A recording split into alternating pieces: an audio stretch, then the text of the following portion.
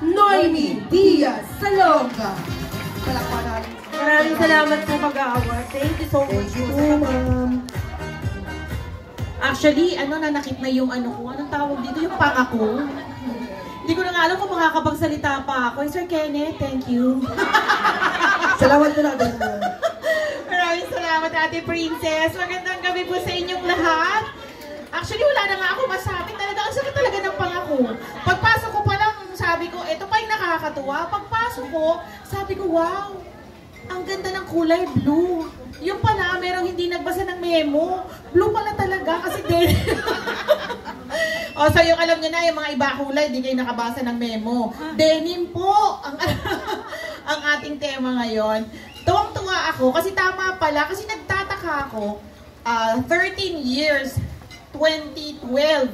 So, nung sinabi ni Kuya Hill, na maroon pa palang mas earlier part, kasi tinatandaan ko kung kailan ko natikman yung lasagna na napakasarap ni Ate Shirley. Yan po kasi talaga yung tumatak. Ako po ay barangay secretary pa noon. Tama, ate?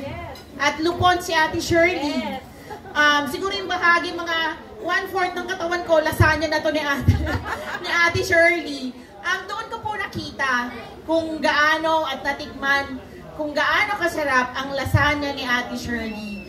Isa sa mga tinatawag nating formula kung bakit successful ang isang organization, business, ay dahil sa consistency.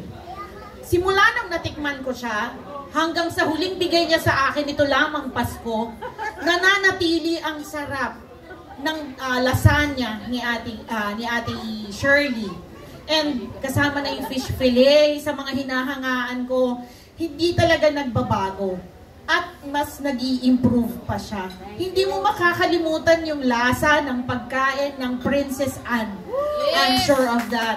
Sa lahat ng sa lahat ng inaatenan ko na kasal, debut, kahit hindi ko pa sila nakikita, basta natikman ko, ay, Princess Anne to. Alam ko na nasa sistema ko na kasi nakita ko sila kung gaano sila kasimple. Sabi ko nga, nagulat ako, ate, ilan na ang empleyado ninyo? 60 na po pala kayo. 40 na lang para na kayong barangay. Totoo, kasi nasa 100, siguro 120, ganun kami. At sobrang nakaka-proud talaga kung gaano kasipag si Ate Shirley, si Kuya Hill, si Kuya Anjo na hindi nagsasalita, kakaunti lang ata, at si Ate Princess. Kasi nakapagbibigay po kayo ng empleyo sa napakalaking portion din ng mga walang trabaho dito sa Santa Lucia. Palakpakan po natin yung Pamilya Radio.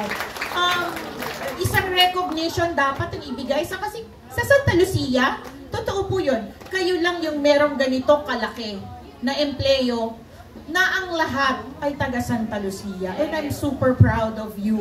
Congratulations talaga. So sabi ko, number 1, consistency. Pagpasok ko, nakita ko din kung gaano kaganda yung inyong teamwork. Pag sinabing sumayaw, pag sinabing mag-introduce, pag sinabing magsabi ng ganito, sumusunod kayo without hesitation. Masaya nyo pang ginagawa. Nakita ko yan noong February 2024 last year. Nag-celebrate ang aking anak ng 18th birthday niya. At syempre, kinuha ko ang Princess Anne. Sabi ko nga nung nag-meeting kami with Kuya Anjo, pinangarap ko na mapagsilbihan kami ng Princess Anne Catering. Kasi bukod sa pagkain, alam niyo ho ba na napakaganda nilang magdisenyo. Wala talaga akong masabi. Sobrang ganda. Parang sabi ko nga, hindi lang yung service yung pinasasalamatan ko Yung memories, na kahit isang araw siya, buong buhay mo siyang aalalahanin. Because kahit sa isang araw, naging feeling prinsesa kami ng anak ko. Wala kaming ginawa at all kundi tumawa, umiyak, kumain, at namnamin yung debut na yon. Sobrang saya ko. And doon ko din na-realize na hindi kailangan maging mayaman para makaranas ng ganong klase ng serbisyo. Dahil ang Princess Anne, napaka-affordable. Wala akong masabi. Pwede pa kami maghagil ng presyo. Oo. At wala ding matawaran talaga. Hindi ko matatawaran yung services, yung coordination, ay iba. Kasi nga sabi ko nga, pati yung pag-inom ng gamot ko, ng gamot ng anak ko, nahilo, hindi na ako yung nanay na nag-alalay eh. Si Ate Princess na at yung magagaling na coordinators. Hindi ko si Lana, tama ba Lana? Ikaw yun eh, o diba? Sa si Jiro. And super proud din ako dahil nakita ko yung mga taong nandito, nare-recognize ko po most of them, napaka-successful na rin po nila. Nakatapos, may pamilya. At syempre, sabi ko nga, pasalamatan uli ang Princess Anne kasi kung hindi dahil sa inyo, 'di ba? Pwedeng naligaw sila ng landas. Pero nakapagbigay kayo ng trabahong disente at talaga namang nakakabuhay. Kaya sabi ko nga, proud na proud ako kung nakita ko lang talaga na nagulat ako na ang dami nyo na. Kasi di ba Ate Shirley, sabi parang 3-4 lang kayo dati, di ba? Na nagluluto, pero pag nakikita ko ngayon, parang na talaga kayong isang barangay. At dahil yan sa mahusay na pamamahala, yung pangatlong sangkap ng isang successful na organization ay yung tinatawag nilang people-centered management na nakita ko sa inyo. Paano ba yon? Yung sinasabi nila na makatao na pamamahala. Na ang kinukongratulate ninyo ay yung personal achievements ng mga tao. Hindi yung nakapaghugas ka ng 100 plato. Congratulations! Diba? Pero dito, nakatapos kayo. Nakapagpamilya kayo. 3rd year college kayo. Yun kasi yung gusto nila. Sabi nga ni Kuya Hill one time, nagkukwentuhan kami. Sabi niya, alam mo, si Anjo, sabi niya gano'n, hindi siya nagpapayaman ng mayaman na mayaman.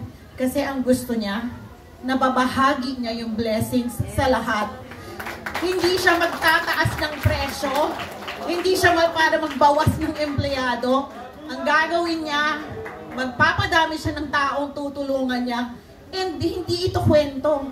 Dahil mula sa 5, 6 na po kayo. Diba? Congratulations kasi ang husay talaga ng pamamahala. Siyempre, kahit bihirang magsalita yan si Kuya Anjo, pero ang daling kausap. Nagpapasalamat ako talaga kasi ang husay na sinimulan ni Kuya Hill, ni Ate Shirley, sabi nga, kanino pa magmamana ng husay, galing at kabaitan, kundi sa Ama. At pinasa naman ito kay Ate Princess at kay Kuya Anjo. Kaya ako, sabi ko nga, later, kung ang Colgate, di ba, naging household name. Pag sinabi nating toothpaste, Colgate na yung ginagamit. Dito sa Santa Lucia, household name pagdating sa party, sa catering, Princess Anne yan. Diba? Kaya makakaasa po kayo sa susunod na 60th birthday ko, ilang taon na lang. O, malapit na no? Sa anniversary namin ng asawa ko, sa birthday ng mga anak ko, sa birthday pa siguro ng mga anak-anak nila, Princess Anne tayo. Dahil hanggang may Princess Anne, may trabaho tayo. Congratulations on your 30th year. Tuwang-tuwa talaga ako sa kanya. Panwin, proud na proud ako. God bless you all. Pero gusto ko pa umiyak, no? Maraming salamat. Asa na si Kuya Kenneth.